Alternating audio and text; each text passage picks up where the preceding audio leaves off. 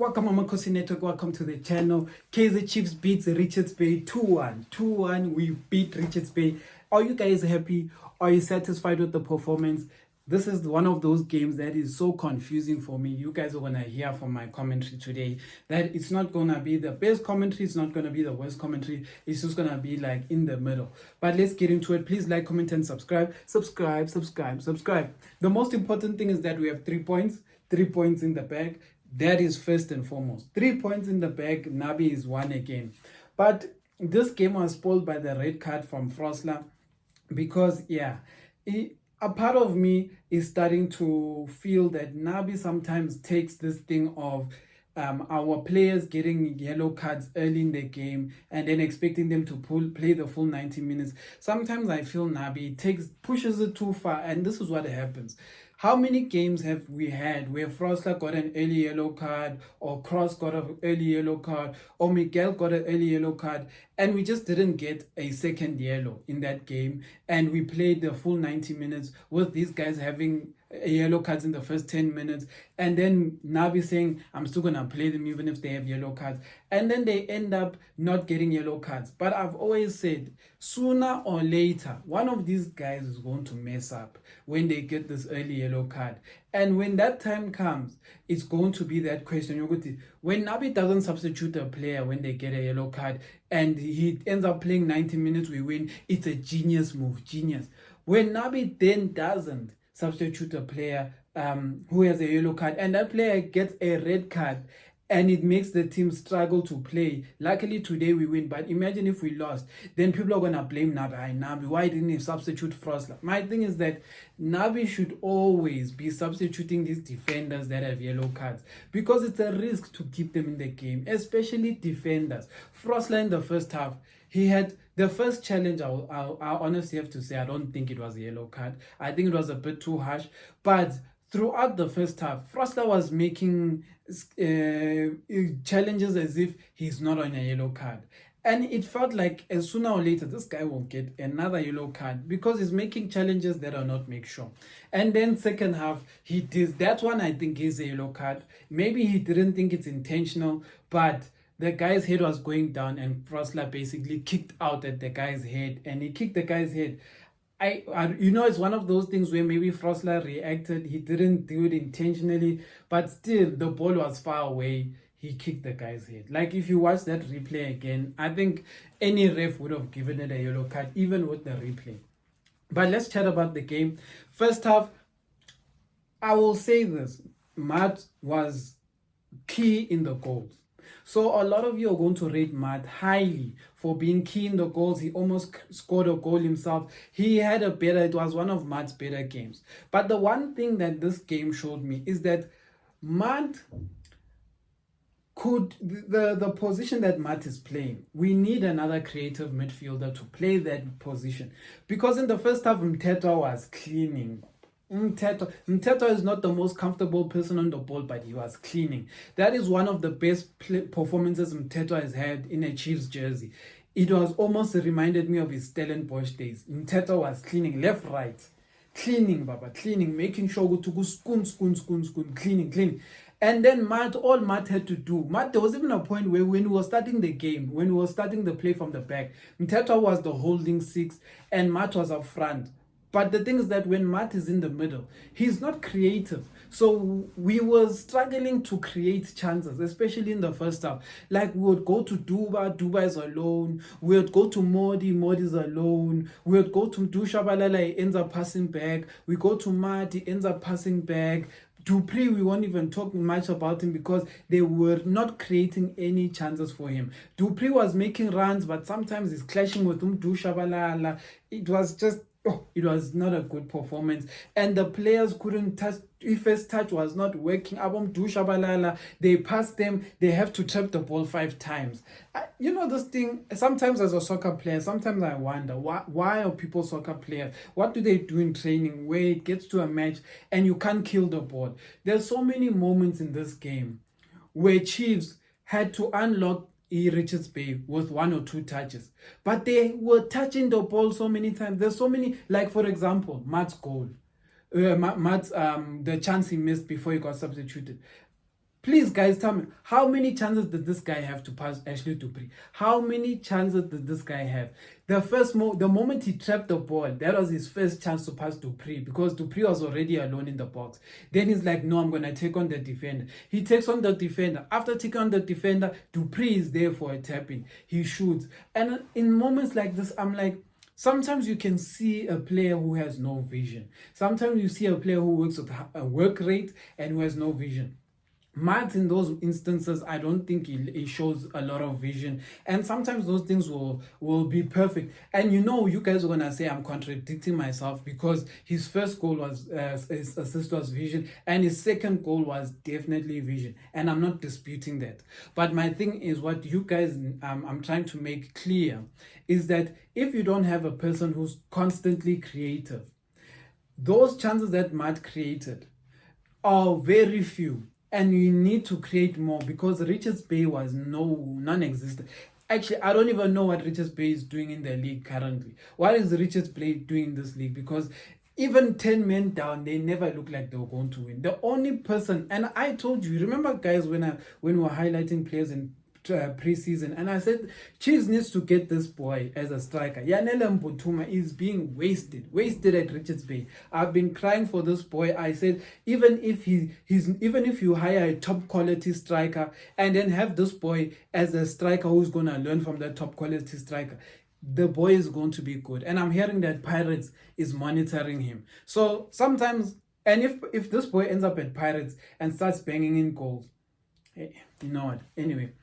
But the whole overall performance, it was one of those things where Chiefs had clear-cut chances but couldn't bait them. Msimango had a free header.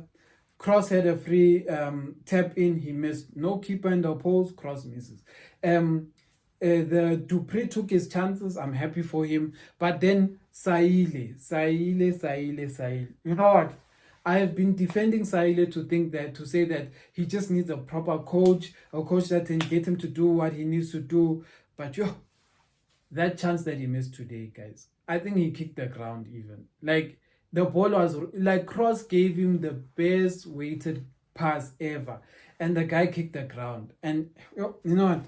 Let me not talk about that guy. Is going to depress me.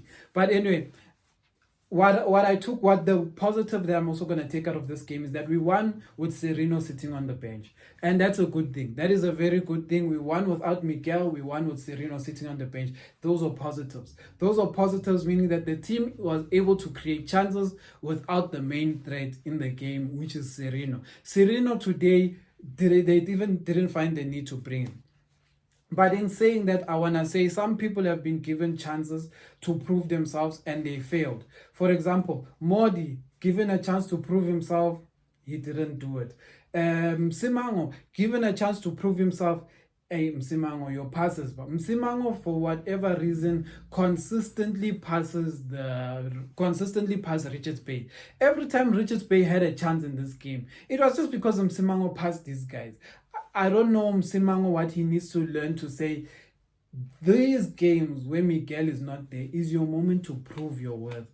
And if you are struggling to find your own teammates from the back, I don't know Msimango, because that's going to count against you. Another person who failed to do something in this game is Blom. I failed to see what Blom was doing in this game. Maybe I just failed to see what he was doing. Zwane, I failed to see what he was doing in this game. Unfortunately, I failed to see. Cross is one of those players who's just very lucky. Cross is lucky that we just don't have any other competent left back. Like Bongani Sam is healthy, but he's not playing. What does that tell you? Anyway, people who took their chances today when given them, I think is Peterson. Peterson took his chances. He wasn't tested really, and one could argue, with better position, he could have saved Mbutuma's goal, because that was the only chance he had. That was the only threat. Besides that, he took the corners, the crosses well. He took all of those things well. The next person is Mthethwa. If I have to give you my man of the match, a lot of you are going to say Matt because of his passes, but I say my man of the match is Mthethwa.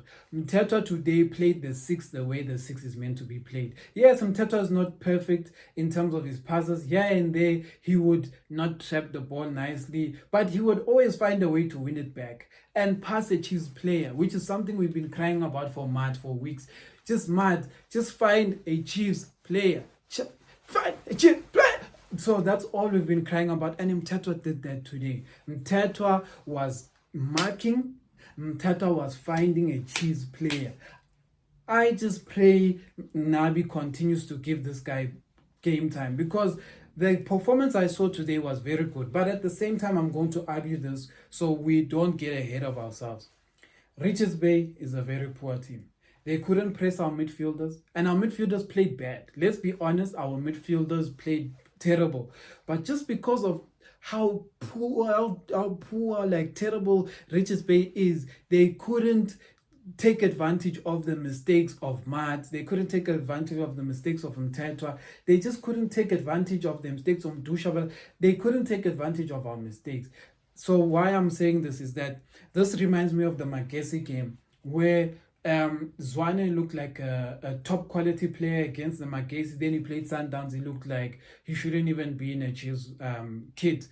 But that's just because the Richards Bay is poor. They can't press off the ball. They can't use the ball when they have it. Like, there was no point in this game where I thought Richards Bay is going to even score. They even lucky they scored because they have a talented striker. But Richards Bay's players are not quality. Their team is not quality. They can't create chances. One thing I will say, and I don't like commenting about other people's coaches, but one thing I will say is this. Richards Bay's mistakes are this. Firing Vusimuzi, well, they didn't technically fire him, but he had to step down because they wanted him to do co-coaching and all of those stuff. I don't know. But not believing in Vusimuzi Vilagazi. Richards Bay's first mistake was that, not believing in Vusimuzi Vilagazi, who helped keep them in the league. Second mistake of Richards Bay United is hiring Brandon Truter. I am not one to talk too much about other teams' coaches, but this guy, I have watched him at many teams, and the first question I ask myself is, if you, as a management of Richards Bay United, have watched this guy at Sekhukhune, have watched this guy at Amazulu, what are you expecting him to do for your team? Your team does not have star quality players. This guy struggles with these teams. So why do you now think that this guy is going to bring miracles to your team? Brandon Truter was never meant to be the Richards Bay coach. That is one thing I will say. And I have nothing against the guy, but he's just not a top quality coach. I don't think he deserves to get all the praise he's getting by especially South Africa. South African analysts irritate me with one thing. They want so badly that South African teams get coached by South African coaches that they are willing to support a South African coach who is even poor. Sometimes that's the thing that annoys me about South Africa. Why do we go and support the coaches who are poor? Like Sundowns let go of Rulani. Why? These are the questions sometimes I ask myself. Why? Peter went back to the Arab countries. Why didn't we hire? The good quality coaches are never given the proper job. One could even argue that Dan Dance never gets big teams. I don't want him for Chiefs personally. That's me. But because I don't think Dan Dance can score goals. I've watched him in many teams. I've watched him in better looking teams, in worse looking teams. His teams can have ball possession, but they don't know how to have the box entries. They just don't know. Dan Dance teams don't know how to penetrate the box. They know how to pass each other. They can't. I'll always go back to this game I watched in a preseason once upon a time, where Dan Dance was a coach of Chippa United and Chiefs was in East London, Eastern Cape, and Dan Dance's team outplayed Kaizer Chiefs. Like, dribble Chiefs couldn't touch the ball, like they were playing tiki-taka. But they would get to the 18-yard area, and when they get to the 18-yard area, they would end up back at their 18-yard area. Then you're like, what is the purpose of this tiki-taka when these guys can't even get in the box? There's no final product. Anyway, because for life.